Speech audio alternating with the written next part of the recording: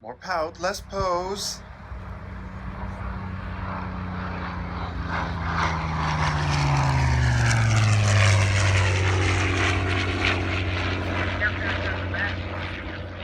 Hey everyone, Chris here, the RC Geek. Welcome back. We're coming to you from the shop today. I wanted to give you guys my video on the weathering that I did on the E-flite P-39 Airacobra.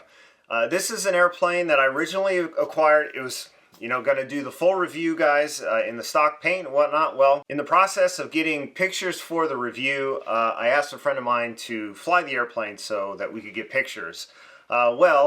Unfortunately, he decided to go inverted, and being mostly a 3D flyer, didn't increase the airspeed of the airplane sufficiently to where there was enough to keep it flying, and so it ended up pancaking on its back out in the weeds. And so I was not to be deterred because I really enjoyed flying it quite a bit. So decided to pull it out. We're at the AMA show, and I thought it would be a great opportunity to use the airplane to show folks how to do foam refinishing and repair techniques and stuff like that. So I got my crew together, and we were at the show doing tutorials all weekend long, had an absolute blast refinishing the airplane while we were there. And by the end of the weekend, we got the airplane almost completely paint ready. It was all in primer.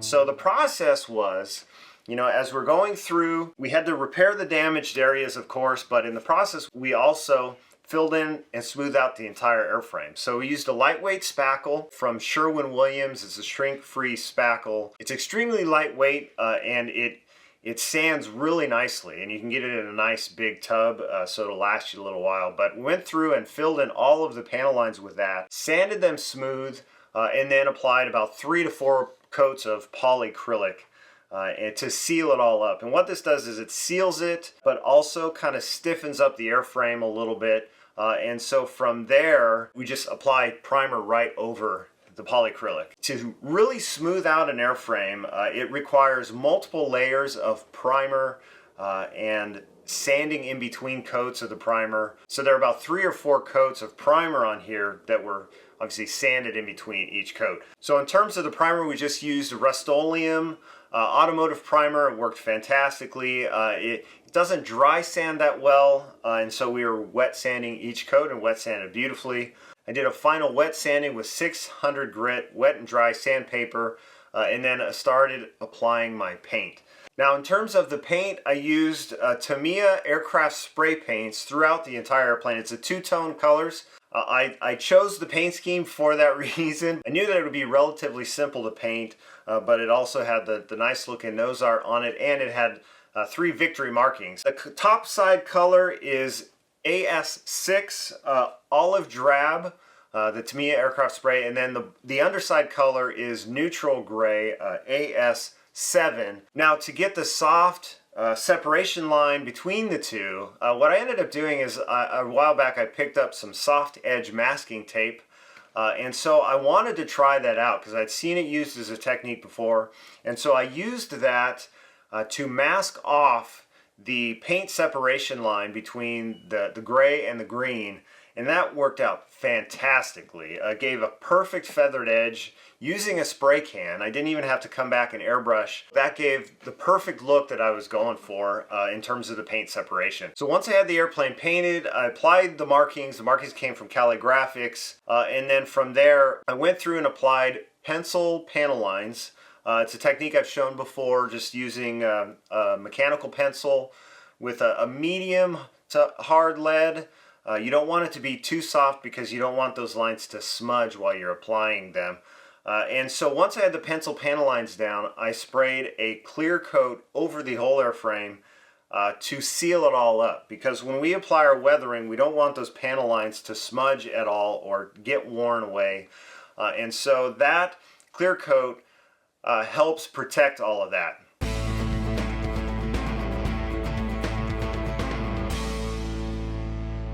Now in terms of the weathering itself, the tools that I use, guys, I've talked about this before, but I'm using acrylic pigments, and I'm also using an airbrush. Now the airbrush, it's a Grex airbrush pistol grip, and I absolutely love it, guys. This Grex setup is fantastic. So in the airbrush, I'm using Model Master enamel paints.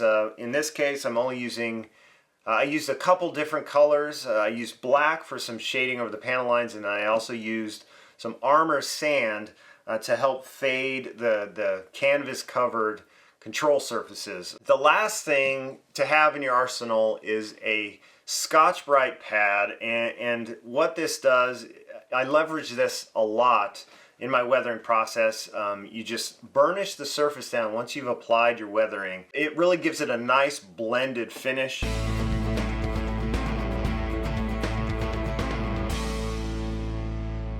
All right, so the first thing that we went for in the weathering process is I wanted to fade all of the canvas covered control surfaces. You know, the ailerons, elevators, and rudder were all on the real airplane covered in fabric. And so when you look at pictures of the real airplane that were being operated during the war, the control surfaces most definitely faded sooner than the metallic surfaces of the airplane itself. To accomplish this, using the airbrush, I used the Armor Sand color I found through painting pilots and various things. So this is actually a great highlight color for the olive drab color. And so I used the Armor Sand, thinned it way down to the consistency of about dirty thinner, if you will, and then I airbrushed over the raised surfaces, or the ribs essentially. The goal was to just create highlights on those high spots, and so you'd have light color at the peaks, darker color in the center, and let it dry. Burnished it down with the Scotch-Brite pad, because when I first put it down, it was most definitely too light of a color, and so I wanted to make sure that it wasn't overdone. So burnishing it down with the Scotch-Brite pad really helped blend it all, give it the look of what I was looking for. I wanted it to be a subtle effect on the airframe. On the underside, I ended up using flat gold gray and doing the same thing, and so that completed the control surface fading that I wanted to accomplish.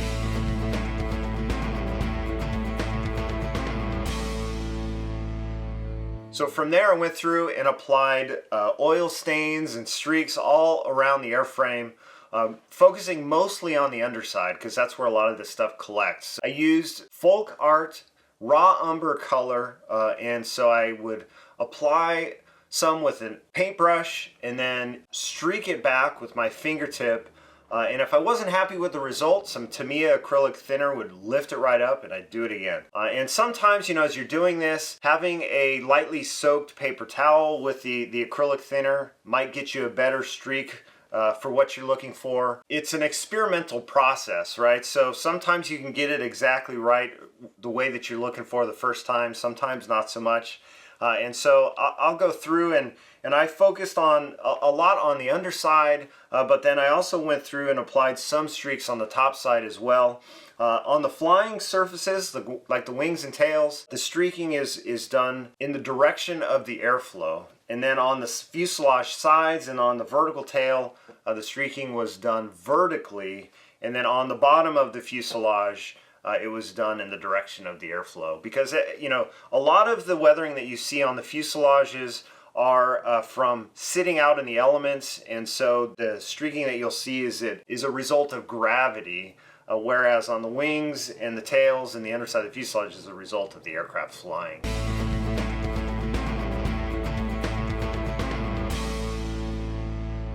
Once I had gone through and applied all of the streaking that I wanted across the entire airframe, I moved on to doing the shading over the airframe. So I took Model Master's flat black, thinned it way down to the consistency of dirty thinner, and I went through and highlighted all of the panel lines with an airbrush. In the process, I also applied gun stains as well as the exhaust. I applied that initially with black, and then I followed that up with another color, which we'll talk about in a minute. But going through and highlighting all of the panel lines, it's really important to be really subtle with this because it's very easy to overdo it as you apply it, and so that's where the Scotch-Brite pad really comes into play. While you're applying the black, you know, this is the time, as I mentioned, to apply guns, powder stains, exhaust stains, things of that sort. On the exhaust staining, I took it a step further. So once I was finished with the black, I took the flat gold gray color,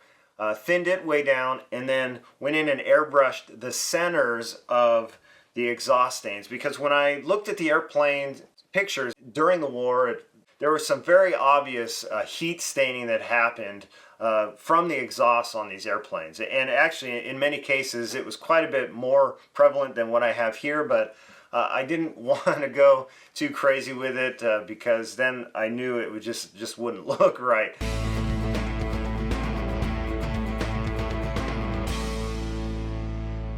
So then to finish it all up, I applied some paint chipping. Now to do this, I simply used a dry brushing technique.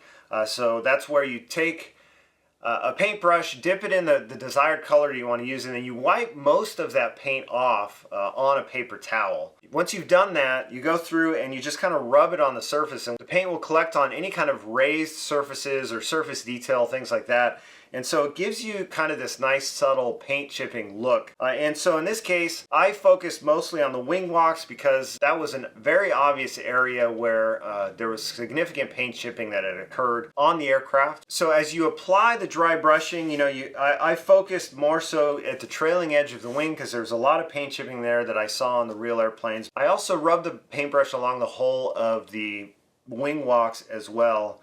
And actually, I had a small area where I used a little bit too much thinner and it lifted up some of the paint. So I ended up going back and using the silver to kind of make it look like a paint chip effect, which ended up working out fantastically. And if this were a full composite model with molded in details, what I would have done is actually painted the whole model silver first, and then as I burnished the airplane down with the Scotch-Brite pad, the silver would start to poke through on some of those raised details. So once all of the weathering was done, the last thing to do was to do a final clear coat on the model. So in the process of this, I had experimented with a new clear coat that I hadn't used before, and I had some mixed success with it. So instead of using it for the final clear, I ended up using the Rust-Oleum matte clear. It's a non-yellowing clear. Worked fantastically, actually. It gave a beautiful finish on the model, and I was really happy with that. A final clear coat is really an important thing to do because it evens everything out, gives the model a constant sheen,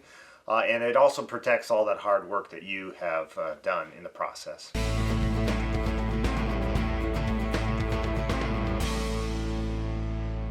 Alright guys, so that is it on this video. Thank you so much for watching, and so I hope that you found this helpful. I'm hoping to do a lot more of the build techniques this year on my channel. I've got a lot of stuff planned, but life is crazy and sometimes that stuff takes longer to get done than I would like it to. But I promise there's always something in the works for you guys, and I'm hoping to do a lot more of this kind of stuff for you. Anyways, that is it. Thanks so much for watching, guys. Again, I hope you found this video helpful. I've got a full article on my blog, thercgeek.com/weathering, where you can read more about what was done. And I've got a lot more of other tutorials there as well. So there we have it. Don't forget to subscribe and follow along on social media at the RC Geek. And until next time, I'll see you at the field.